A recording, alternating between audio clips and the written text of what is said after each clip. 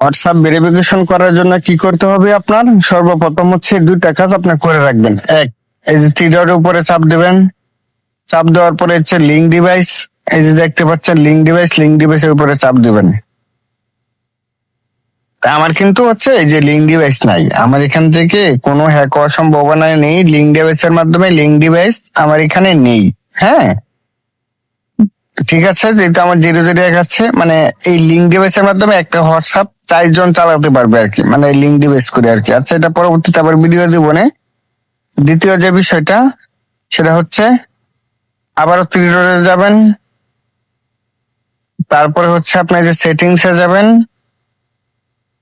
তারপরে হচ্ছে এই যে অ্যাকাউন্টে যাবেন, তারপরে হচ্ছে এই যে টু স্টেপ ভেরিফিকেশন। কিন্তু এখানে ঢোকার পরে এটা কালো হয়ে যাবে। হ্যাঁ, তাই আমি আপনাদেরকে বোঝানোর স্বার্থে সেটা হচ্ছে আমি অন্য একটা ফোন দিয়ে এই একটা ভিডিও করে দিচ্ছি। হ্যাঁ, লাইভ দেখানো হচ্ছে কিন্তু। হ্যাঁ, তো আমরা টু স্টেপ যেহেতু অন করবো, যে টু স্টেপ ভেরিফিকেশনে চাপ দেবো।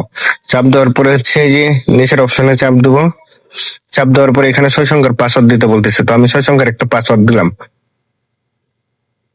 ঠিক আছে, আবার আগে যে পাসওয়ার্ডটা দিয়েছি এখন সেম পাসওয়ার্ডটাই এখানে চাচ্ছে। হ্যাঁ, তো সেম পাসওয়ার্ডটা এখানে আবার দিতে হবে, কনফার্ম পাসওয়ার্ড যেটা বলছে 99। আচ্ছা, ঠিক আছে, তারপর হচ্ছে যে সেভ বাটনে চাপ দিতে হবে। হ্যাঁ, এই যে টার্ম কন্ডিশন কিন্তু আমার মানে 1 হয়ে গেছে আর কি।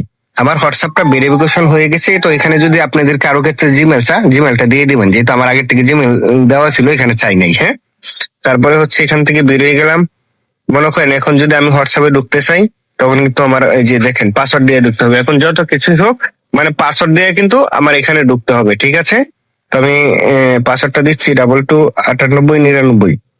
তার মানে এই যে বুঝতে পেরেছেন আপনারা। হ্যাঁ, এইভাবে হচ্ছে হোয়াটসঅ্যাপ ভেরিফিকেশন করবেন, নিজেকে অনেক সতর্ক রাখবেন।